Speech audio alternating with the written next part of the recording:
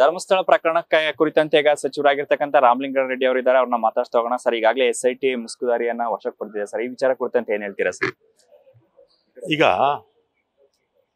ಆ ಮುಸುಕುದಾರಿ ಬಂದು ಕೋರ್ಟ್ ಮುಂದೆ ಹೋಗಿ ನಾನು ಇಷ್ಟು ಹೆಣ್ಣುಗಳನ್ನು ಊತಿದ್ದೀನಿ, ಅದರಲ್ಲಿ ಅತ್ಯಾಚಾರ ಮಾಡಿದಂಥವ್ರು, ಕೊಲೆ ಆದಂಥವ್ರು ಅಂತ ಕೋರ್ಟ್ ಮುಂದೆ ಹೋಗಿ ಹೇಳಿದಾಗ ಮ್ಯಾಜಿಸ್ಟ್ರೇಟ್ ಏನು ಮಾಡ್ತಾರೆ, ಒಂದು ತನಿಖೆ ಮಾಡಿ ಅಂತಾರೆ. ತನಿಖೆಯಲ್ಲಿ ಸಬ್ ಇನ್ಸ್ಪೆಕ್ಟ್ರು ಅಥವಾ ACPನೋ ಆ ಮಟ್ಟದಲ್ಲಿ ಆಗಿದ್ದರೆ ಸ್ಪಷ್ಟತೆ ಸಿಗ್ತಿರಲಿಲ್ಲ ಅಂತ ಮುಖ್ಯಮಂತ್ರಿಗಳು, ಗೃಹ ಮಂತ್ರಿಗಳು ಒಂದು ತೀರ್ಮಾನ ತಗೊಂಡು, ಯಾಕಂದರೆ ಇದು ಬರೀ ಇವತ್ತಿನ ಕಥೆ ಅಲ್ಲ, ಸುಮಾರು 12-13 ವರ್ಷಗಳಿಂದ ಕೂಡ ವ್ಯಾಪಕವಾಗಿ ಅಲ್ಲಿ ಸೌಜನ್ಯ ಕೊಲೆ ಆದಮೇಲೆ ಸೌಜನ್ಯ ಅದು CBI ನಮ್ಮ ರಾಜ್ಯ ತನಿಖೆ ಮಾಡ್ತಾಯಿತ್ತು, ಆಮೇಲೆ CBI ಕೊಟ್ಟರು, ಅಪರಾಧಿಗಳು ಯಾರು ಅಂತ ಆಗಲಿಲ್ಲ. ಆದರೂ ಕೂಡ ಸೌಜನ್ಯ ಕೊಲೆಗೆ ನ್ಯಾಯ ಸಿಗಬೇಕು ಅಂತ ಇನ್ನೊಮ್ಮೆ ನಾನು ಹೇಳ್ತೀನಿ. ಈಗ ಹೇಳಿ ನ್ಯಾಯ ಸಿಗಬೇಕು ಅಂತೇಳಿ ಮತ್ತು ಒಂದು ಕ್ಲಾರಿಟಿ ಬರಬೇಕು ಅಂತ ಚೀಫ್ ಮಿನಿಸ್ಟ್ರು, ಹೋಮ್ ಮಿನಿಸ್ಟ್ರು ಒಂದು ತೀರ್ಮಾನ ತಗೊಂಡ್ರು. ಅಲ್ಲಿ ಒಂದು 15 ಸ್ಥಳಗಳಲ್ಲಿ ಆಗಿದ ಮೇಲೆ ಅಲ್ಲಿ ಎಲ್ಲ ಒಂದು ಕಡೆ ಮಾತ್ರ ಮೂಳೆಗಳು ಸಿಕ್ತು ಅಂತೇಳಿ ಸಿಕ್ತು. ಅದಾದಮೇಲೆ ಮೊನ್ನೆ ವಿಧಾನಸಭೆಯಲ್ಲೂ ಕೂಡ ಇದೆಲ್ಲ ಚರ್ಚೆ ಆಯಿತು. ಮುಖ್ಯಮಂತ್ರಿಗಳು ಭಾಳ ಸ್ಪಷ್ಟವಾಗಿ ಹೇಳಿದರು, ಯಾರೇ ತಪ್ಪು ಮಾಡಿದರೂ ನಾವು ಶಿಕ್ಷೆ ಕೊಡಿಸುವಂಥ ಕೆಲಸ ಮಾಡ್ತೀವಿ ಅಂತ ಹೇಳಿದ್ರು. ಮತ್ತು SIT ಮಾಡಿದಾಗ ವೀರೇಂದ್ರ ಹೆಗ್ಗಡೆ ಅವರೇ ಅದನ್ನು ವೆಲ್ಕಮ್ ಮಾಡಿದರು. ಆಮೇಲೆ ಎಲ್ಲ print media, electronic media, BJP ಅವರು ಎಲ್ಲ ಪಕ್ಷದವರು ಕೂಡ ಅದನ್ನು ಸ್ವಾಗತ ಮಾಡಿದರು. ಈಗ ಅಲ್ಲಿ ತನಿಖೆ ಎಲ್ಲ ಆದಮೇಲೆ ಮಾಸ್ಕ್ ಮ್ಯಾನ್ ಮೇಲೇ ಈಗ ಗುಮಾನಿ ಬಂದು ಈಗ ಅವ್ರು ಯಾರು ಆ ಮನುಷ್ಯನ ಅರೆಸ್ಟ್ ಮಾಡಿದ್ದಾರೆ. ಅರೆಸ್ಟ್ ಮಾಡಾದ್ಮೇಲೆ ಈಗ ತನಿಖೆ ಮಾಡ್ತಾ ಇದ್ದಾರೆ.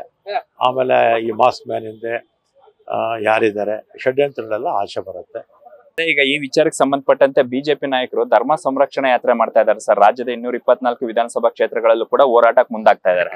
ಈಗ SIT ಮಾಡಿದಾಗ ಇವರೆಲ್ಲ ಸ್ವಾಗತ ಮಾಡಿದ್ರ ಇಲ್ವೋ? ಯಾವಾಗ ಅಲ್ಲಿ ಮೂಳೆಗಳು ಸಿಗಲಿಲ್ಲ ಅಂತ ಗೊತ್ತಾದ ತಕ್ಷಣ ಇವರು ಮೆದುಳು ಚುರುಕಾಗೋಯ್ತು. ಇದನ್ನು ಹೇಗಾದರೂ ಮಾಡಿ ಕಾಂಗ್ರೆಸ್ಗೆ ಒಳ್ಳೆಯ ಹೆಸರು ಬರ್ತಾ ಇದೆ ಅಂಥೇಳಿ ಇದಕ್ಕೆ ಧರ್ಮಸ್ಥಳದ ಧರ್ಮ ರಕ್ಷಣೆ ಅಂತ ಈಗ ಹೊರಟಿದ್ದಾರೆ. ಈಗ ಒಂದು 10-12 ವರ್ಷದಿಂದ ವ್ಯಾಪಕವಾಗಿ ಅಪಪ್ರಚಾರ ಆಗ್ತಾ ಇದೆ ಇಲ್ವೋ? ಅದರಲ್ಲೂ ಯೂಟ್ಯೂಬರ್ಸು ಅಲ್ವಾ?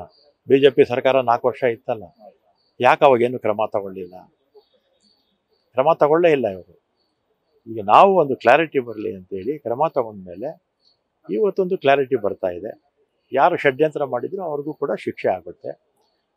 ಒಂದ್ಸಲಿ ಕ್ಲಾರಿಟಿ ಬಂದು ಶಿಕ್ಷೆ ಆದರೆ ಏನು ಈಗ ಪರ ವಿರೋಧ ಏನು ಯೂಟ್ಯೂಬರ್ಸು ಮಾಧ್ಯಮಗಳಲ್ಲಿ ಇನ್ನೊಂದರಲ್ಲಿ ಎಲ್ಲ ಬರೀತಾ ಇದ್ದಾರೆ, ಎಲ್ಲ ನಿಲ್ಲುತ್ತೆ. ಯಾಕಂದರೆ ಧರ್ಮಸ್ಥಳದ ಮಂಜುನಾಥನ ಭಕ್ತರು ಲಕ್ಷಗಟ್ಟಲೆ ಅಲ್ಲ, ಕೋಟಿಗಟ್ಟಲೆ ಇದ್ದಾರೆ. ಬರೀ ನಮ್ಮ ರಾಜ್ಯದಲ್ಲೇ ಅಲ್ಲ, ಸುತ್ತಮುತ್ತಲ ರಾಜ್ಯಗಳಲ್ಲೂ ಕೂಡ ಇದ್ದಾರೆ.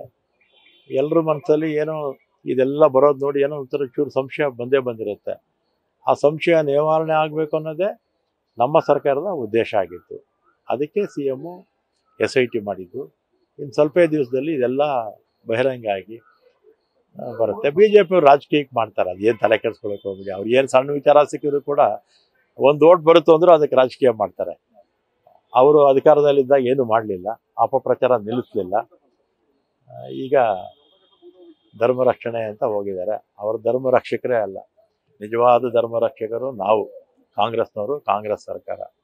ನಿಜವಾದ ಹಿಂದೂಗಳು ನಾವು. ಅವರು ಚುನಾವಣೆಗೋಸ್ಕರ ಹಿಂದುತ್ವ ಅಂತ ಹೇಳ್ತಾರೆ. ಸರ್, ಈಗ ಧರ್ಮಸ್ಥಳವನ್ನ ಸರ್ಕಾರ ಮುಜರಾಯಿ ವ್ಯಾಪ್ತಿಗೆ ತೆಗೆದುಕೊಳ್ಳಕ್ಕೆ ಹೊರಟಿದೆ. ಅದನ್ನ ಸಂಚಿನ ಪ್ರತೀಕವಾಗಿ ಈಗ ಪ್ರಗತಿಪರರಿರ್ಬೋದು, ಎಡಪಂಥೀಯರಿರ್ಬೋದು, ಅವ್ರ ಮಾತೆಲ್ಲನ್ನು ಸರ್ಕಾರ ಕೇಳ್ತಾ ಇದೆ ಎಂಬ ಆರೋಪ ಸರ್. ಆ ವಿಚಾರ ನಮ್ಮ ಮುಂದೆ ಇಲ್ಲವೇ ಇಲ್ಲ.